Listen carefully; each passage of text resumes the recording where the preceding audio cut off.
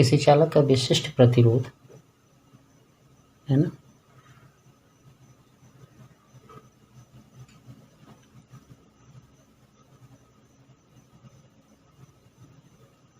प्रतिरोध सूत्र रो बराबर आर ए बाई एल पढ़े थे हम लोग।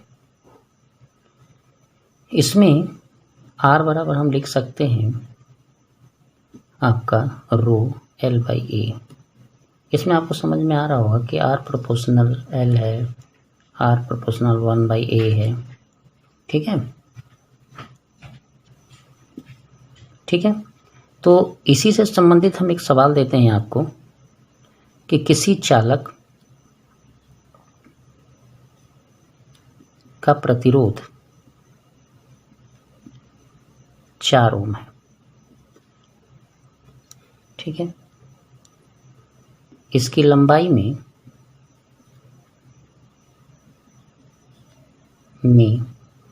2 गुनी वृद्धि करने पर प्रतिरोध क्या होगा। ठीक है, ये आपका सवाल हो गया। अब इसमें देखिए, हम आपको कल बताए भी थे कि अगर गुनी में अगर हमारा प्रतिरोध निकालना है तो ये हम कर सकते हैं।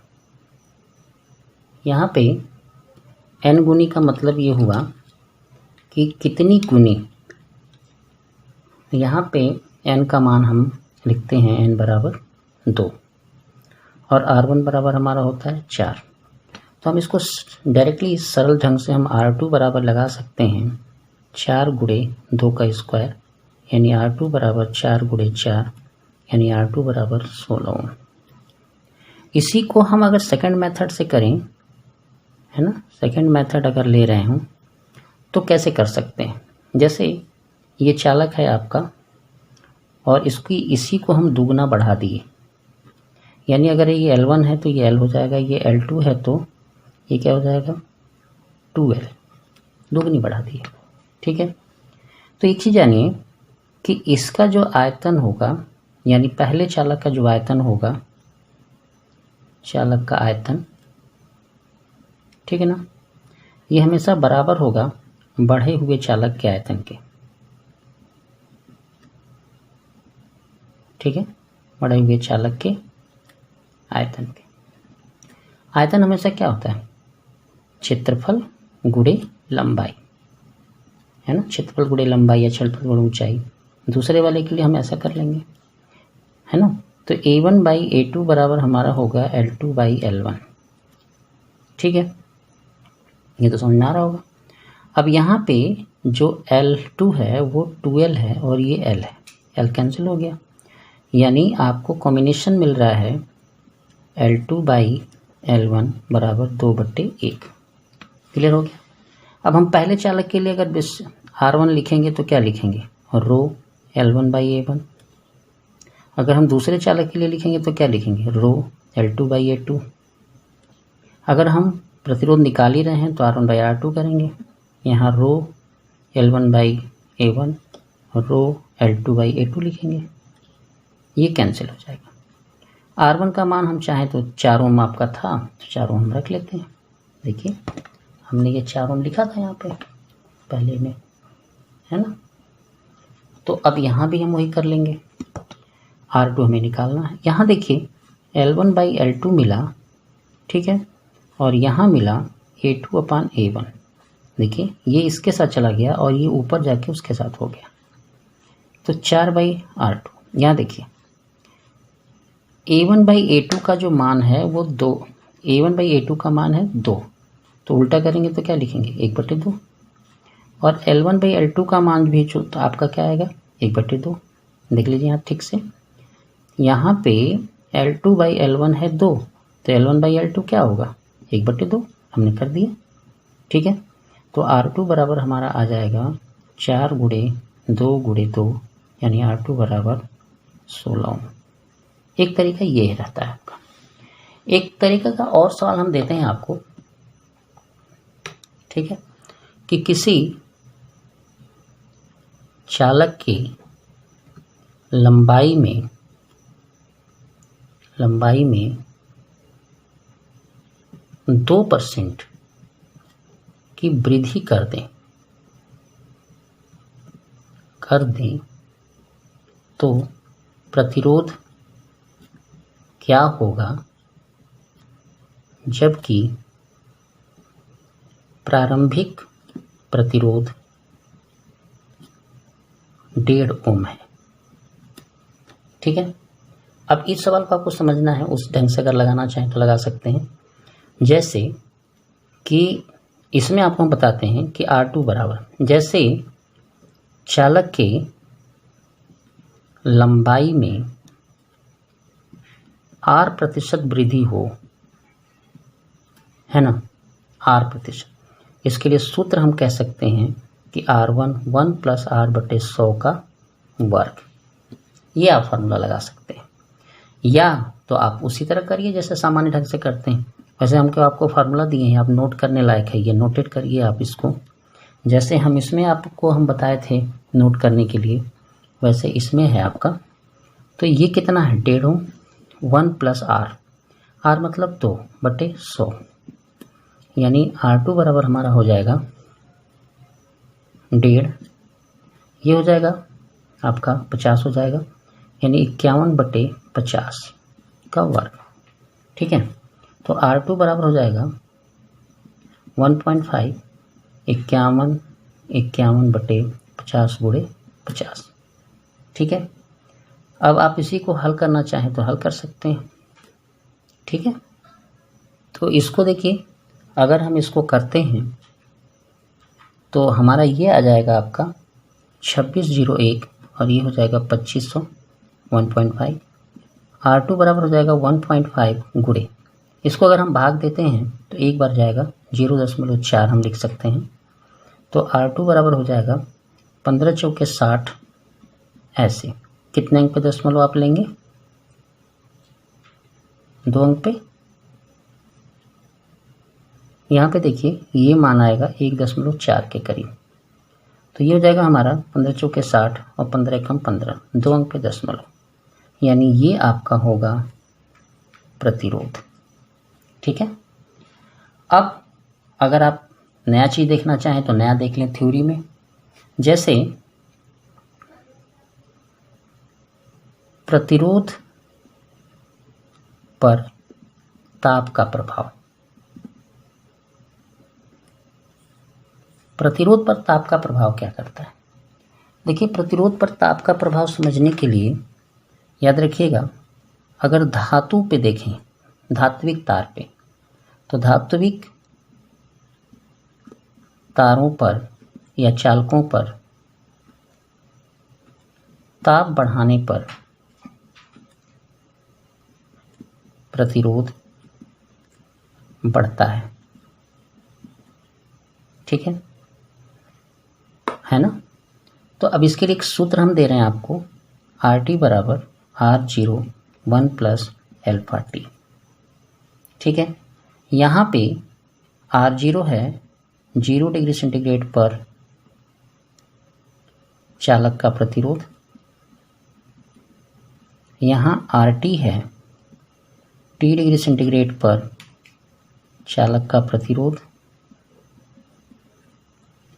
और यहाँ पे अल्फा जो दिख रहा है ये बोला जाता है प्रतिरोध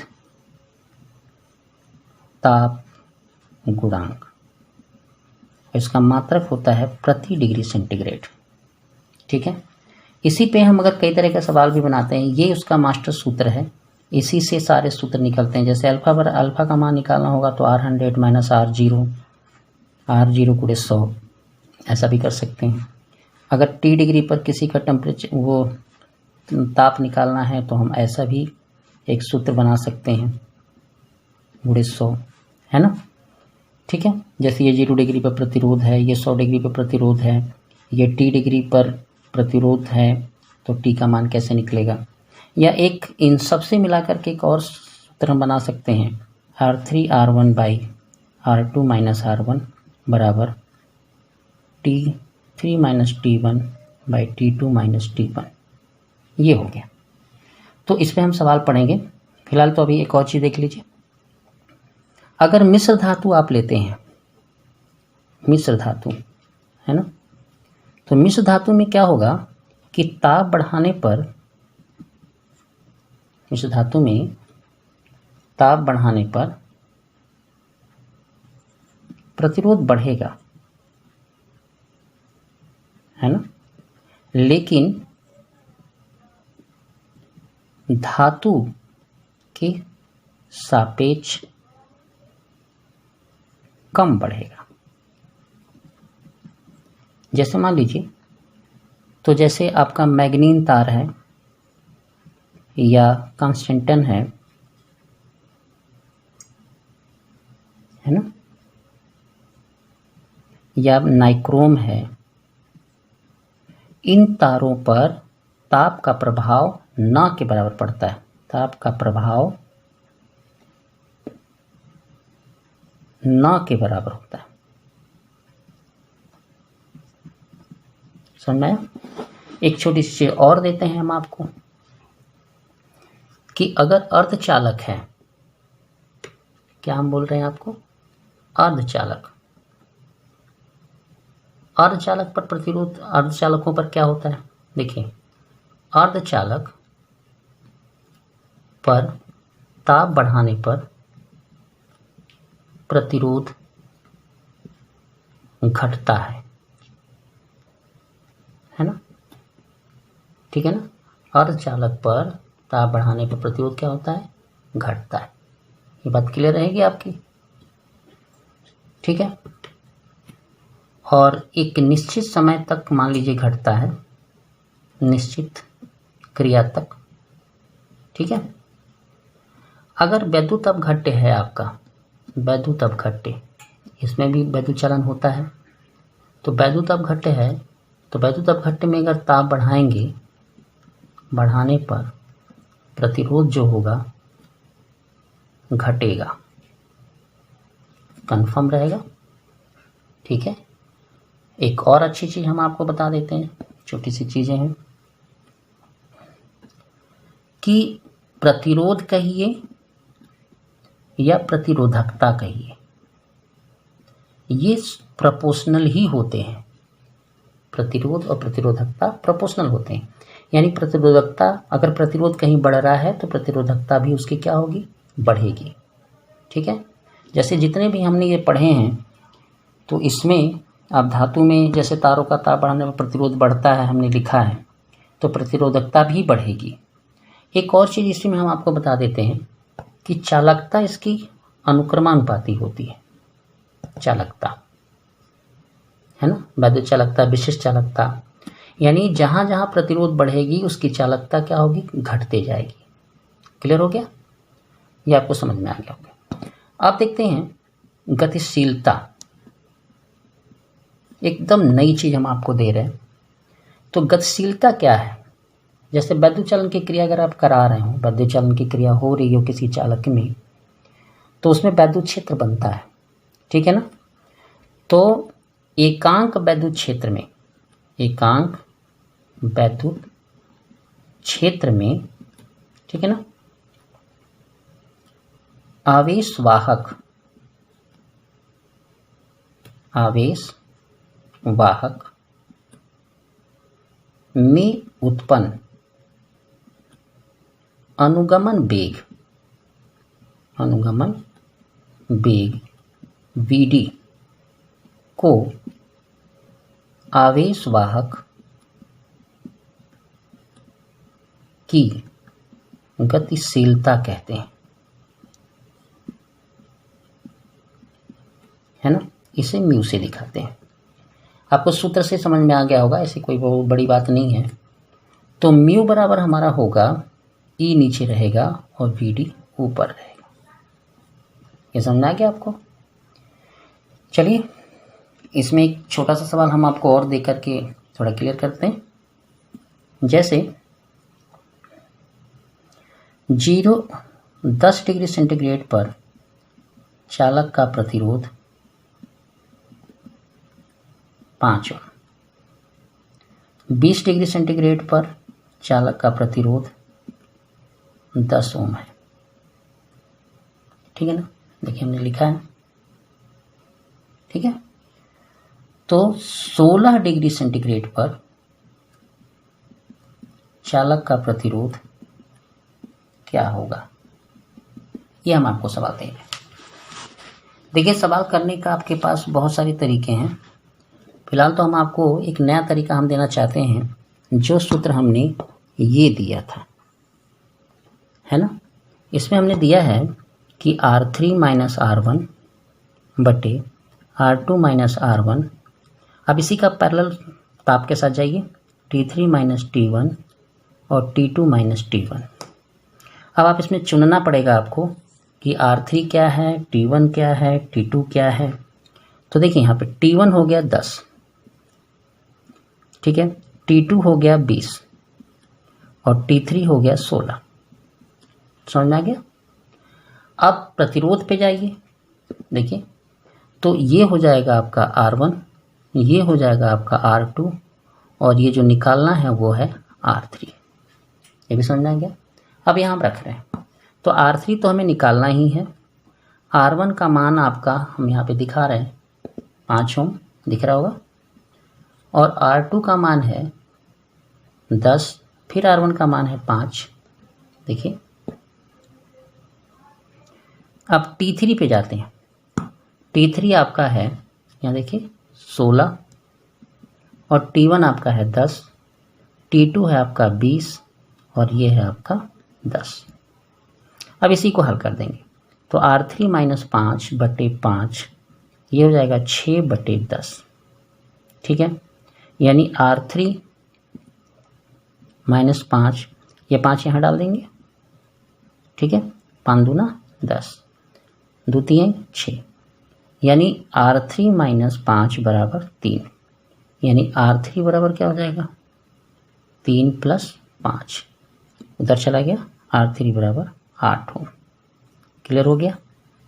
अगली बार हम आपको गतिशीलता और अनुगमन वेग म्यू और VD का सत्यापन दिखाएंगे, पेपर में आया था 2017 में, और उसके बाद हम आपको आंकिक प्रश्न भी देंगे, ठीक है। ध्यान रखिएगा। धन्यवाद।